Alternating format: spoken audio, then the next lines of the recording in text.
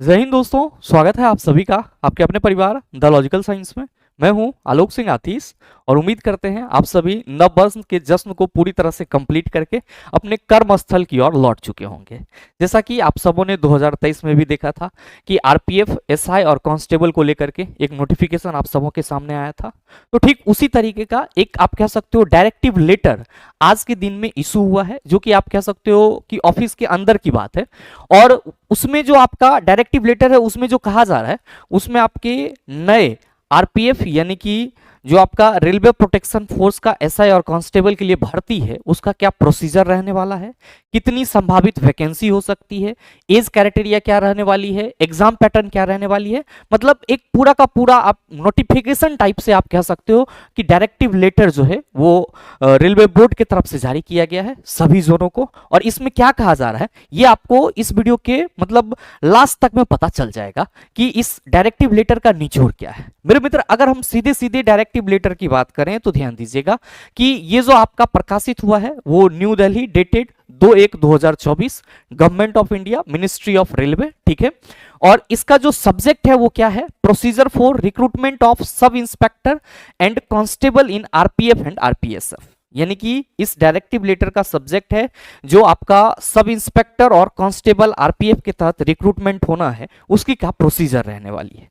मेरे मित्र, आगे क्या कहा जा रहा है, आगे कहा जा रहा है कि ये जो आपका डायरेक्टिव नंबर 65 है यानी कि निर्देशिका लेटर 65 है, इसमें कहा जा रहा है जो सब्जेक्ट है हमारा procedure for recruitment of sub inspector and constable, उसके लिए आपका डिटर्मिनेशन, यहां पे डिटर्मिनेशन ऑफ वैकेंसी की बात की जाए तो number of vacancy to be filled shall be decided by the ministry of railway from time to time. ये चीजें नंबर ऑफ वैकेंसी कितनी होगी ये रेल मंत्रालय के द्वारा टाइम टू टाइम क्या की जाती है सर, निर्धारित की जाती है। कहा जा रहा है नोट में यहां पे कि the current round of recruitment यानी कि जो वर्तमान में आपका रिक्रूटमेंट की प्रोसीजर चलेगी उसमें क्या है कि recruitment is being done for filling up vacancy 2000, यानी कि आपका जो वर्तमान में न्यू आरपीएफ, कांस्टेबल और एसआई की वैकेंसी देखने को मिल सकती है। ध्यान रखिएगा संभावित क्या है, तो सर उसमें आपका जो 2000 वैकेंसी है वो किसके लिए है, तो सर 2000 जो है इस नोटिफिकेशन के अकॉर्डिंग कांस्टेबल के लिए है, आरपीएफ कांस्टेबल के लिए,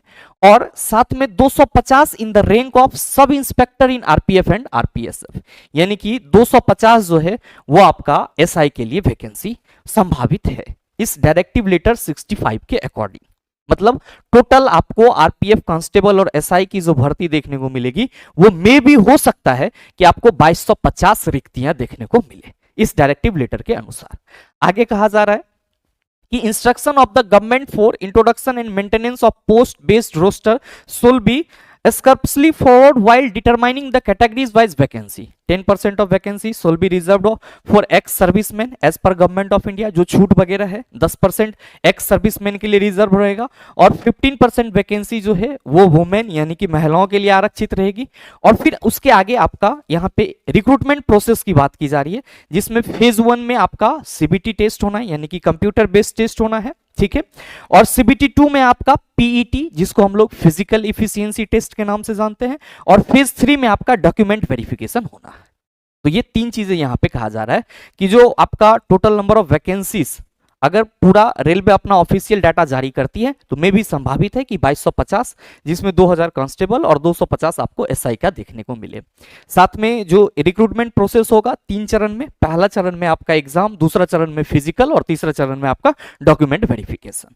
अब आते हैं मेरे मित्र कि इसमें जो आपका मतलब भर्ती के लिए जोन रहने वाला है उसका यहाँ पे पूरा जिक्र किया गया है कि कौन कौन रीजन। ईस्ट में आपका ER, ECR, ECOR, NFR, SER आ जाएगा। नोडल पीसीएस में ईआर आप सभी समझ रहे होंगे, eastern railway, eastern central railway, ठीक है। और फिर आगे जो आपका मेन चीज है वहां पे हम लोग डिस्कस करते हैं, ठीक है। मेन चीज यहाँ पे है एलिजिबिलिटी ऑफ कैंडिडेट्स, कैंडिडेट्स की एलिजिबिलिटी क्या होगी, जो इसमें भरेंगे उसकी एज क्या होगी, तो एज के लिए यहां पे क्लियर कर दिया गया है, ठीक है। सब इंस्पेक्टर की बात करें तो एजुकेशनल क्वालिफिकेशन ग्रेजुएट होना चाहिए किसी भी यूनिवर्सिटी से, और एज जो है मिनिमम 20 और मैक्सिमम 25, यानी कि जो एसआई के लिए पोस्ट है उसके लिए आपका जो मिनिमम एज होने वाला है वो 20 से 25, ठीक है। मतलब एज का जो क्राइटेरिया है। कांस्टेबल के लिए अगर बात करें तो 10th पास और इक्विवेलेंट फ्रॉम रिकॉग्नाइज, 10th पास है चलेगा किसी भी बोर्ड से, या किसी अन्य बोर्ड से अगर आप 10th के समकक्ष कुछ किए हुए हैं तो वो भी वैलिड होगा। और इसके लिए जो एज क्राइटेरिया रहने वाली है वो 18 से 25, 18 से 25, ठीक है। बाद बाकी एज रिलैक्सेशन SC ST है तो 5 ईयर का, OBC 3 ईयर का, ये पहले भी मिलता था अभी भी मिलेगा, ठीक है।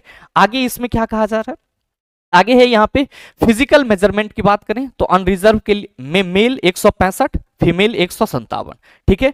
चेस्ट यहाँ पे फुला करके और बिना फुलाए दोनों की बात की जाएगी।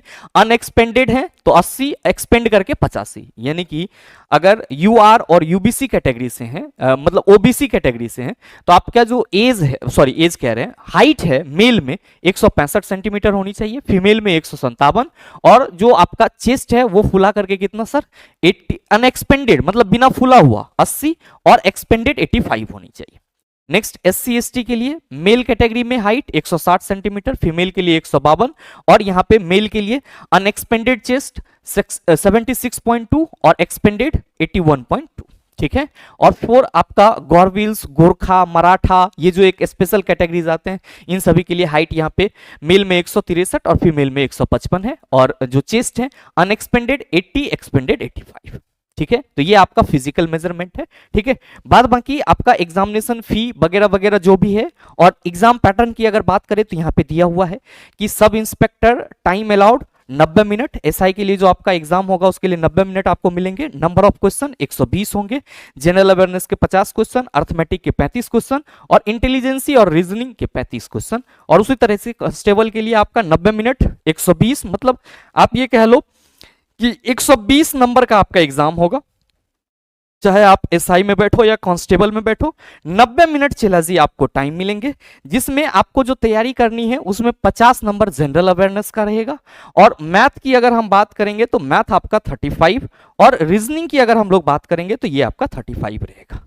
तो मतलब एक तरह से डायरेक्टिव लेटर जो है वो अभी ऑफिशियली पब्लिश नहीं हुई है, लेकिन सर अंदर ही अंदर बातें चल रही है सारी चीजों की, और लगभग आप ये मान के चल सकते हो कि 2250 वैकेंसीज आपका अपकमिंग है, जिसमें आपका 2000 कांस्टेबल और 250 आपका SI के लिए माना जा सकता है। बाद बाकी ये सारी चीजें हैं, मतलब जो आपका आंसर होगा उसके लिए आपको कितने मार्क मिलेंगे। Candidate will be required to answer all question and shall be awarded 1 marks for each correct answer, मतलब प्रत्येक सही उत्तर के लिए 1 अंक, और 1/3 mark will be deducted for each incorrect answer, यानी कि नेगेटिव मार्किंग भी है, और नेगेटिव कितना है सर 1/3।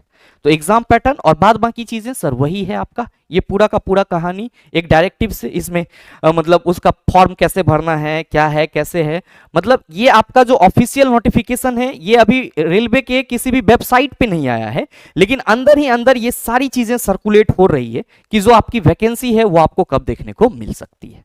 तो मैंने आपको पहले भी बताया था और आज भी कह रहा हूं, मेरे मित्र चुनाव नजदीक है और रेलवे की वैकेंसीज आपको देखने को मिलेगी, और अगर आप रेलवे के लिए पिछले 2 साल से प्रिपेयर हो रहे हैं तो आंख मूंद करके आप अपने कर्मस्थल पे लौटिए और सर लग जाइए। इससे ज्यादा हम कुछ नहीं कहेंगे, हम आपको ये नहीं कहेंगे कि आप मतलब तार के पेड़ पे चढ़ जाइए, खजूर के पेड़ पे चढ़ जाइए, हमसे पढ़ लीजिए, यहां चले जाइए, वहां चले जाइए, नौकरी हो जाएगा, ऐसा कुछ नहीं है भाई मेरे। जब तक आपकी इच्छा नहीं होगी, जब तक आप सेल्फ स्टडी के लिए मोटिवेट नहीं होगे, ब्रह्मा विष्णु महेश भी चाह ले सर आप पढ़ नहीं सकते। तो अगर आप पूरी तरह से रेलवे के लिए समर्पित हैं तो मेरे मित्र लग जाइए, आपको वैकेंसी जरूर देखने को मिलेगी। और जो भी समय बचा हुआ है वैकेंसी न आने तक, उसमें आप कम से कम अपने आप को एनालिसिस करके इतना जरूर समझ लीजिए कि आपकी कौन सी सब्जेक्ट वीक है और आपको किस पे काम ज्यादा करना है, और उस हिसाब से अपने तैयारी में लग जाइए। बात बाकी आप सारी चीजें समझ ही रहे हैं। और साथ ही आपकी जानकारी के लिए एक और सूचना बताना चाहूंगा, मैंने पीछे के सेशन में बताया भी था और आज भी बता देना चाहूंगा कि बहुत सारे मित्र लगातार वेट कर रहे थे न्यू ईयर ऑफर का। तो मैंने आपको बताया था कि 30 से जो है वो आपका 4 जनवरी तक ऑफर रहेगा। तो जो भी बैचेज हमारे चल रहे थे, चाहे एनसीईआरटी साइंस फाउंडेशन बैच हो, एएलपीएन टेक्नीशियन कॉम्बो बैच हो, ALP and technician basic science and engineering drawing की बैच हो, जो कि आपका आज 2 जनवरी से स्टार्ट हो रहा है, तो इन सभी बैचेज पे ऑफर चल रहा है और आप चाहें तो इन सभी बैचेज के ऑफर का लाभ उठा सकते हैं। और अगर आपको किसी भी तरह का समस्या है, कोई जानकारी है इस कोर्स के रिगार्डिंग, तो आप इस दिए गए नंबर पे कॉल या व्हाट्सएप करके अपनी समस्या का समाधान कर सकते हैं। बहरहाल उम्मीद करते हैं कि इस छोटे से इंफॉर्मेशन वीडियो से आपको कुछ ना कुछ मोटिवेशन जरूर मिला होगा कि हाँ वैकेंसी आने वाली है और हमें अब अपने तैयारी में लग जाना चाहिए। तो अगर आपको मोटिवेशन मिला है तो वीडियो को अपने दोस्तों के साथ भी शेयर जरूर कीजिएगा। साथ ही अगर आपको वीडियो अच्छा लगा तो वीडियो को लाइक कीजिएगा और चैनल पर नए हैं तो सब्सक्राइब करके बेल आइकन दबा लीजिएगा, ताकि इस तरह के एग्जाम रेलेवेंट वीडियो का नोटिफिकेशन सबसे पहले आपके पास पहुंचे और आप उसको सबसे पहले देख पाओ। मिलते हैं फिर अगले वीडियो सेशन में, तब तक के लिए best of luck. Thank you, have a nice day.